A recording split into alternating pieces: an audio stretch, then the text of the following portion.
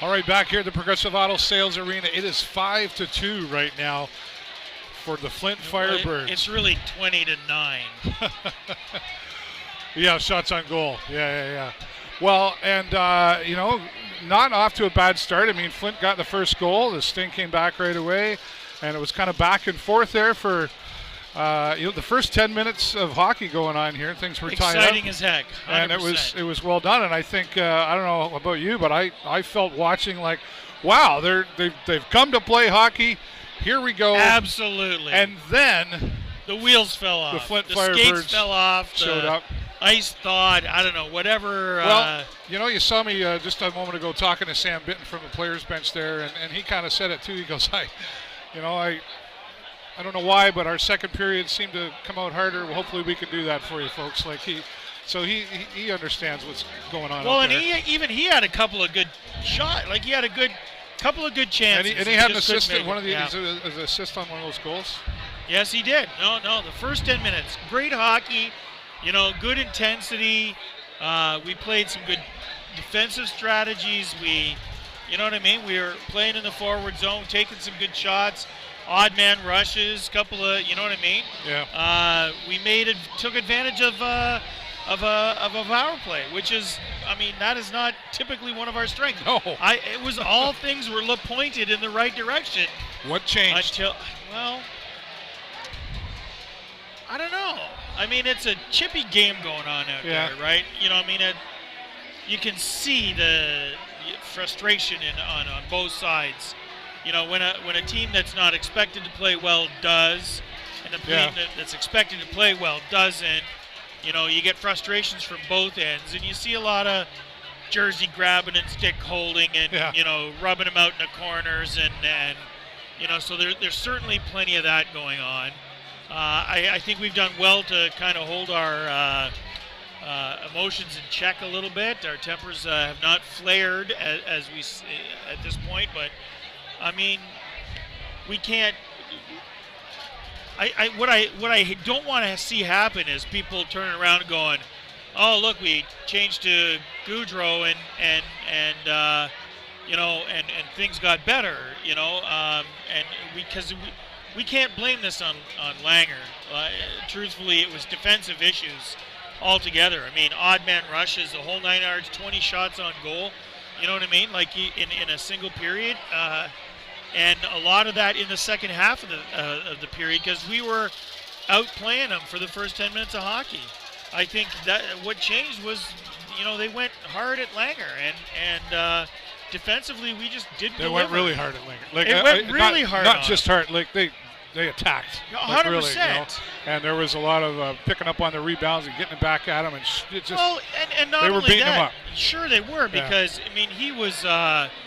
Making one great stop, stand on your head stop. Second great stop, stand on his head, And then the third one, but by that time, your defense. They wore him down? Should be. Your defense should really be taking charge at that point. That's really hard for me. Yeah. And, even when we're watching the plays, we're lagging. We're not playing the kind of speed that we should be playing against Flint. They're beating us to the puck. We're leaving three guys stranded in the forward zone on a turnover.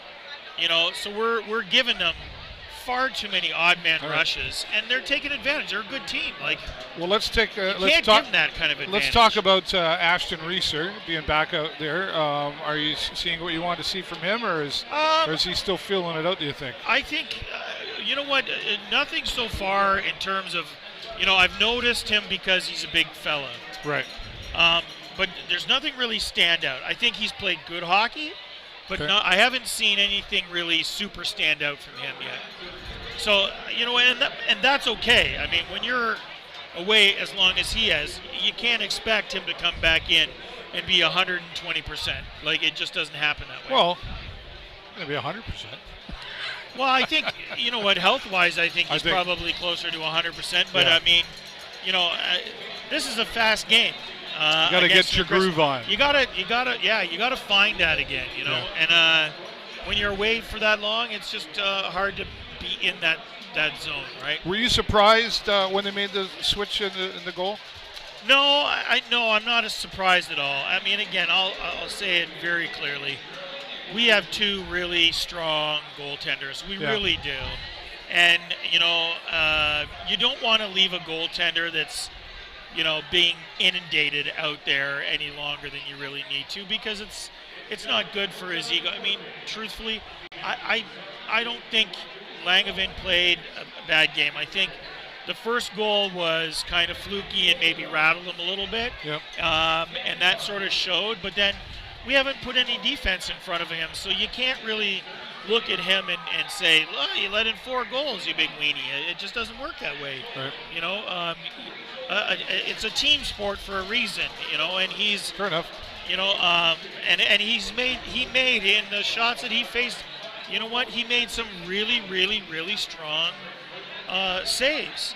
Just couldn't string 4 saves in a row on the same play, Right. and that's a defensive problem. That's not a goaltender problem. Yeah, agreed. So, but I have every faith in Gaudreau, I think, but you know what? I mean, I fear for Gaudreau as well. If we hang Gaudreau out to dry and let him see 40 more shots, or 50 more shots in this game, he's going to let in a few. That's just the way there is. The way it is. All right. As awesome as they are, I think, this is it's a struggle. I think defense is where we really need to do some shoring up, and especially against a team like Flint. Well, you talk about the frustration there. I was down by the locker room when the sting came off, and there's definitely some frustration there. You see the look on the face of the coaches as well, and everybody's frustrated. So obviously, we know you have to go in there, you have to shake it off, and go, okay, we know. Let's take the first 10 minutes of that period and do 20 minutes of that the next, and another 20 minutes after that, and I think we come out on top. But now you got to get first. You got to catch up, because it's 5-2, and the shots on goal. And it's possible. I mean, 7 goals in a single period. I mean, that's outstanding. Number one. Yeah. I mean, it doesn't typically. I mean, that's a final score right there. Is what that is. Right, like in most hockey games. So. Well, we'll see what they do to bring it out and turn it around. Lots of action going on. Certainly an exciting game to watch. Yeah, for sure. We'll say hello to our friend. Karinder Singh, who's he's out in the United Kingdom, always watching us. Absolutely. Hello, Karinder. What a match.